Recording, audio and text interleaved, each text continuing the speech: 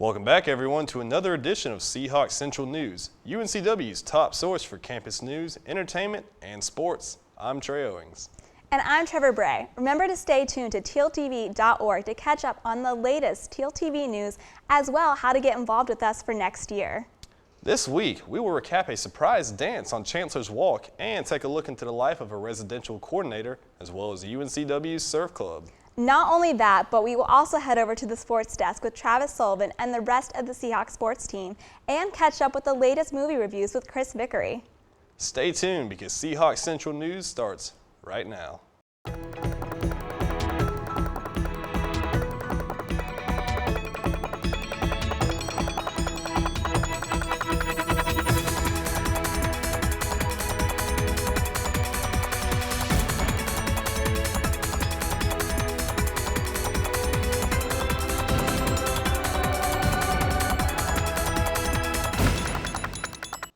On Wednesday, April 25th, UNC Wilmington hosted the annual brick dedication ceremony for those who have lost their lives while being a part of the Seahawk community. The event was held at the Fisher Memorial Garden, where roses were given to family members or representatives of the deceased. Special recognition was given to Dr. Frank Ansley, a professor who served the Department of Geography and Geology for 36 years, Amanda Johnson, a Master of Liberal Arts student, Dr. Nazuti, a Vietnam veteran and associate professor of the Department of Social Work, Bryce Scott, a freshman and fraternity member of Tau Kappa Epsilon, and Greg Tucker, a staff member in the physical plant. Though they are gone, they will forever be a part of the Seahawk family. For many UNCW students, exams are in full force, but last Monday, the student body got a chance to relax and let loose for a few hours as the Association for Campus Entertainment, better known as ACE, held its third annual Festivapalooza. Student organizations and off-campus vendors were allowed to promote their businesses as students and staff alike participated in anchored bungee jumps, laser tag, and were treated to live music courtesy of the Raleigh-based band American Aquarium. Traffic was not the only thing creating a standstill on College Road on Friday, April 27th. Community members formed a human chain down the sidewalks of Wilmington's main road to take a stand against racism. The movement was organized by the YWCA to signify unity between races.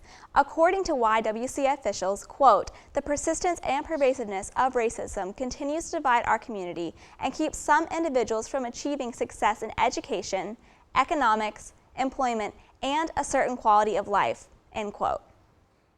As many seniors prepare to leave the nest of UNCW and spread their wings into the real world, another group of seniors decided to return to our beloved campus last week on the 25th at 10:45 a.m.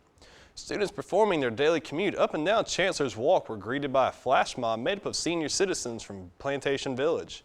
Student Kaylin Hunter organized the dance as part of a service learning assignment for her gerontology course. Just goes to show that you can take the senior out of Seahawk country, but you can't take the Seahawk pride out of the senior. When students, particularly at the graduate level, did not register in as many classes as expected for the fall 2011 semester, the University of North Carolina Wilmington faced a $3 million deficit. It appears students spent more time working and earning income than enrolling in additional courses. The university compensated for the discrepancy by admitting more students at both the graduate and undergraduate level for the spring 2012 semester. UNCW's Chief of Staff, Max Allen, confirmed the issue was resolved by saying, quote, "We made up for those differences and everything is going to be fine," end quote. In response, a task force has been created to ensure that such an error does not happen again. If you've ever wondered what the life of your favorite residential coordinator was like, then you're in luck. The lovely Ann Christian Johns is here to provide you with insight into this mysterious lifestyle. Living in a dorm your freshman year is normal and expected. But what if you're in your mid-20s and married? Well, for Justin and Melanie Wojcik, this is their life. So when we tell people we live in a residence hall, their first reaction is, "You live in a dorm room?" And we're like, "No, we live in an apartment in the residence hall." My best friend was just here, and of course she's never seen this place before. And she walks in, and she's like, "Wow, this is a big place. It's not the residence hall dorm like she thought it was. It's an actual apartment."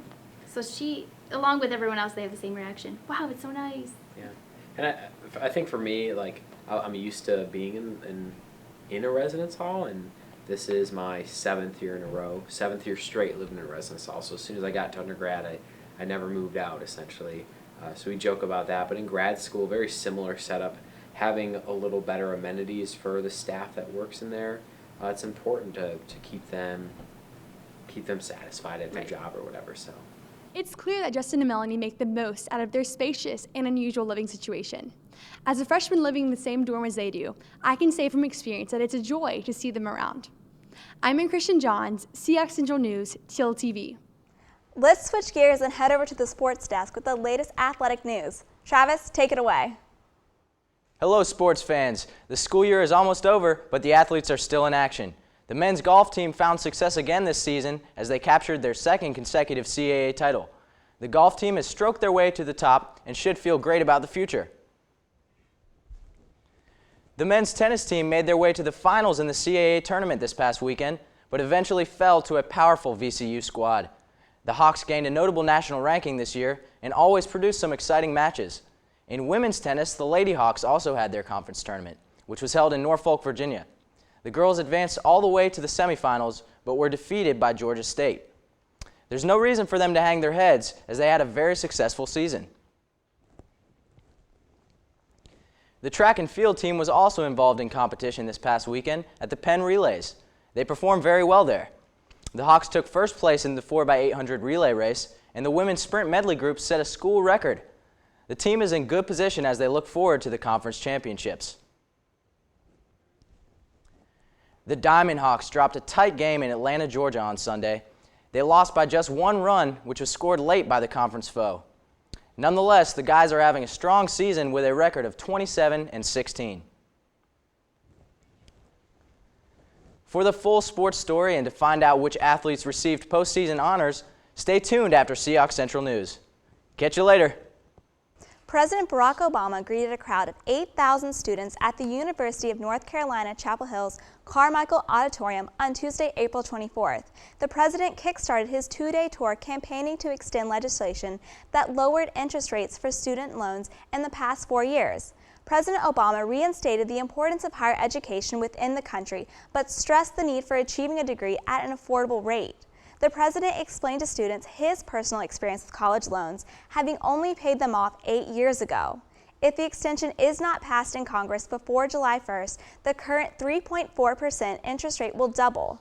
President Obama went on to visit the University of Colorado Boulder and the University of Iowa to spread his message. Let's see what UNCW students would ask President Obama on this week's Talk on the Walk. If I could ask him one question, it would be what it feels like, or if he misses being a regular guy, because he's used to having all these people catering for him, used to having Secret Service. I would like to know that during the 2008 election, while one of his main talking points was how he would go against the Patriot Act, why he chose to extend it for an additional 5 years instead. Mr. President, may I ask how your first date with Michelle went? Always wanted to know that, kind of didn't know how you guys met. It seems like it's a nice love story. She does a lot with all the healthy foods and stuff, and just want to see maybe did you meet her at the gym? I don't know how that worked out. Just I'd ask him what it's like to live in the White House. I mean, I've always thought that'd be pretty cool, I don't know. I mean, what if he does his own laundry, stuff like that?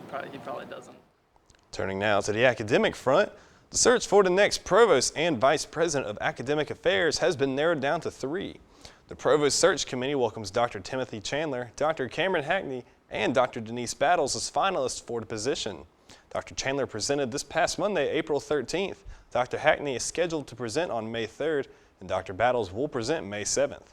All members of the staff and student body are invited to attend each candidate's presentation in Lumina Theater or view the live simulcast online. More information can be found at uncw.edu/provost search. And be sure to check your email for more updates.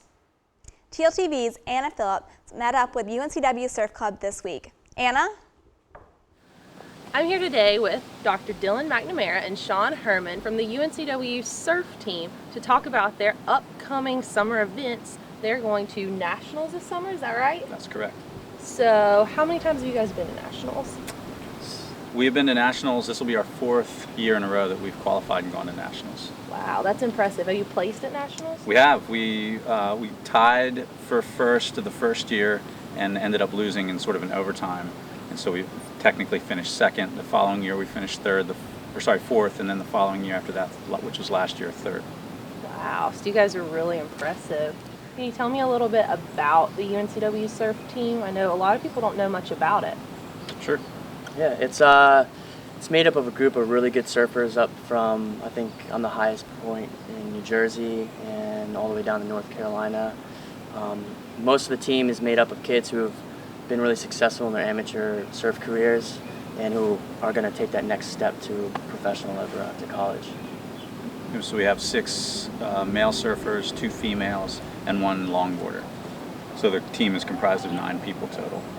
Wow. Okay, so tell me about Nationals this summer. Where is it? When is it? How will you guys do that? So Nationals is it's in a city called Dana Point, California, at a surf spot called Salt Creek, and I can't think of the dates off the top of my head, but it's in the middle of June. It's like the second weekend of June, and it's over the course of 2 or 3 days, and this year it'll be televised on CBS Sports. How many of your members will be going? All of them. All Yeah. 9? It's sort of, that's the team. It's like Okay. a baseball team has 9 players. The surf team has 9, and we all have to be there in order to compete. Okay. So when you're there, are the competitions individual or team-oriented? How does that work?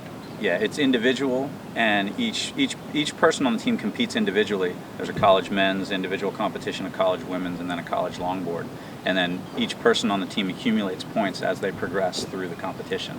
So if they make the final or win the competition, they accumulate a lot of points. But it is done individually, and then people amass points for the team.